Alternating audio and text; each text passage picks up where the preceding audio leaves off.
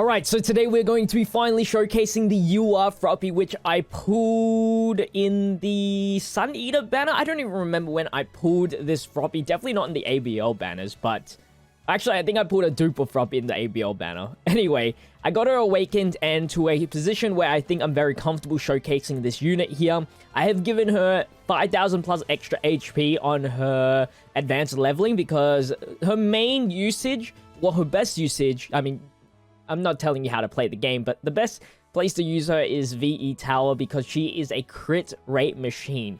Already, just from her stats, she has 15 crit rate, which is 5% more than every other typical UR, which is very rare to see.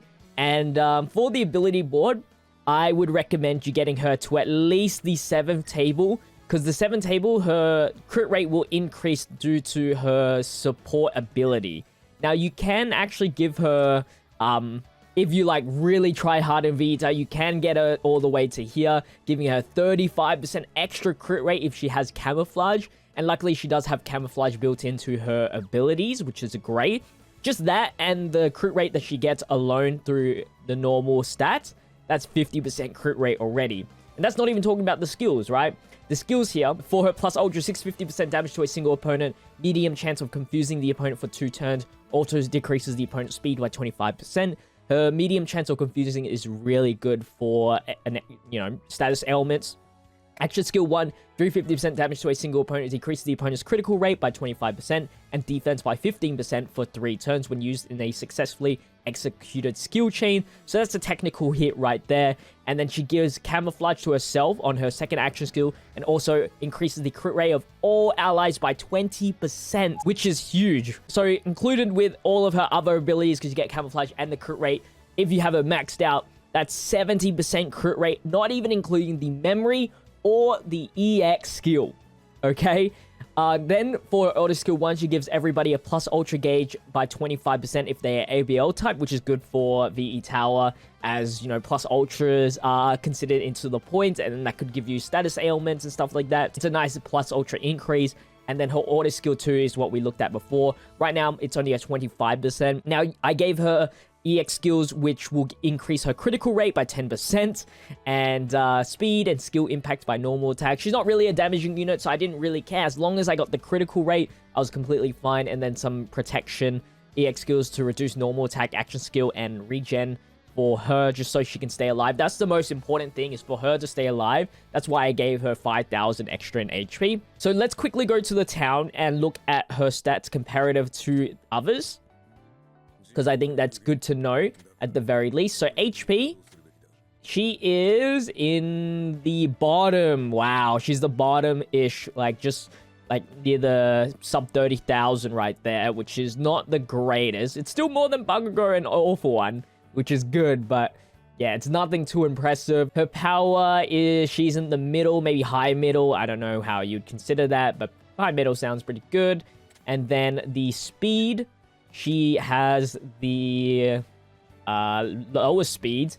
Speed doesn't really matter in VE Tower, so I don't mind that. It's completely fine. But she does definitely have like one of the highest crit rates in the game, so that's good. Now let's bring her onto VE Tower, where she was born to be. She is definitely S tier in VE Tower status. If you haven't seen my tier list video, I think that came out already. I went through the VE Tower characters and she was S tier. Alright, let's verse the Stain boss fight on S difficulty. I think it's pretty strong enough, and then we can see like how many crits she can get within a short amount of time. I will probably put her, obviously, Kirishima, because we could probably get a lot of crit through him. And plus the HP boost is nice. And then Momo would be great just for the extra healing capabilities, and she's not too strong, to say the very least, because she is a boosted character, but 30% power, I guess that's pretty huge. But we'll give her like a memory that's pretty bad. We will give the Froppy like the best crit rating kind of thing that we can give her. This one gives 20% crit rate, which I'm pretty happy with, especially that she gets a skill impact as well, which would be very nice for a showcase at the very least. I wouldn't expect her to do that much damage, and I don't, like, actually, I don't even expect it at all for her to do any damage. That's not her main point, so do keep in mind about that. We need a pro hero in here. Let's give pretty bad memories for the others. This looks good. And then this one. That looks good to me. All right, so let's jump into this showcase and see how Froppy does. Unfortunately, she wasn't in the lead position. It had to be Momo. I don't know what counts as the lead position. I think it's like the highest BP count gets to be in the middle or something like that. Anyway, let's look at her stats really quickly. So she has a 30% crit rate increase. That is due to the memory giving 20% as well as her EX skill giving 10%. It does not count the 15% crit rate she has in general. Nobody gets that actually. It doesn't show on the stat changes because it doesn't change. The stats don't, it only shows the stat changes. Anyway, let's do the camouflage. Camouflage is a chance for the opponent not to attack you, essentially. For like a certain amount of turns, for 3 turns. And this one will give increase to crit rate. Let's do this one first. And then this. These are fast chains, so just be careful if you haven't used it before. It's pretty fast. And that one's pretty fast as well. That's fine. Now she got a crit there. So now she's got the crit increase. She's now at 55%. Plus the 15%, she's at 70% crit rate. I don't think we can get any higher than that. 70%. Oh, and the 20% here. I forgot. Okay. So that was because of the camouflage, and then this is because of the effect. So she's at 90% crit rate, which is actually insane. Yeah, so here's what camouflage does. Medium chance that characters' attacks will miss. Does not affect plus ultra or skills that strike all opponents. Okay, so my definition was completely wrong.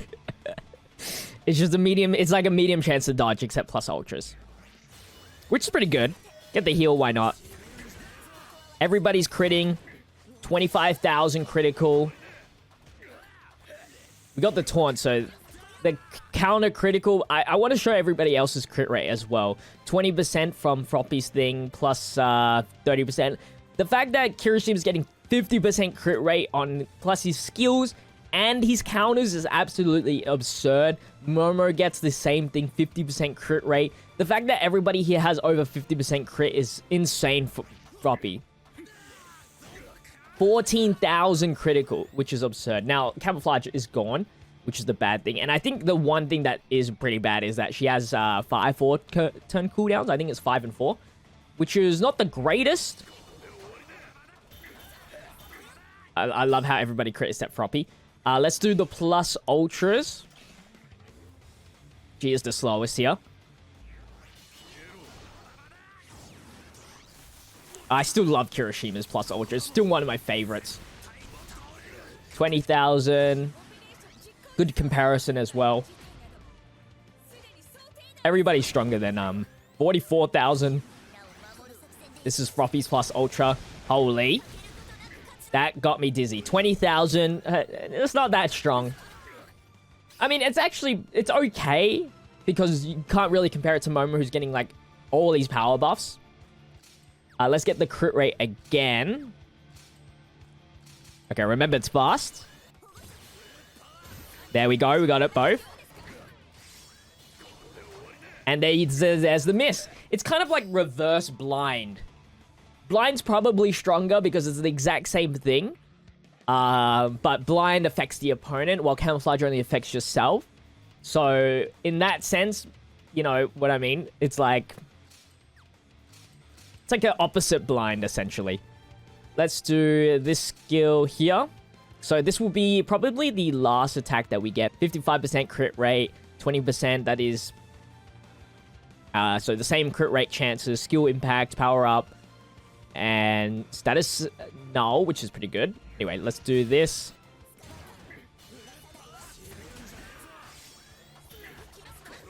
I wonder... No, it's impossible. I was gonna say, like, I wonder what happens, because I can't see it now. What happens when you plus ultra while you're invisible? But I guess it's something we cannot see. So we got a lot of criticals there. Let's see how long it took us to complete that and how many crits we got within that. We got 20 criticals, which is max points in 8 turns. That's fairly good. That is actually really good. Obviously, this team doesn't really synergize well because there's only one status ailment. We didn't get a confuse on Stain, which is unfortunate. We only did 1 plus Ultra anyway. But the fact that we got 20 crit rate in 8 turns is actually pretty solid.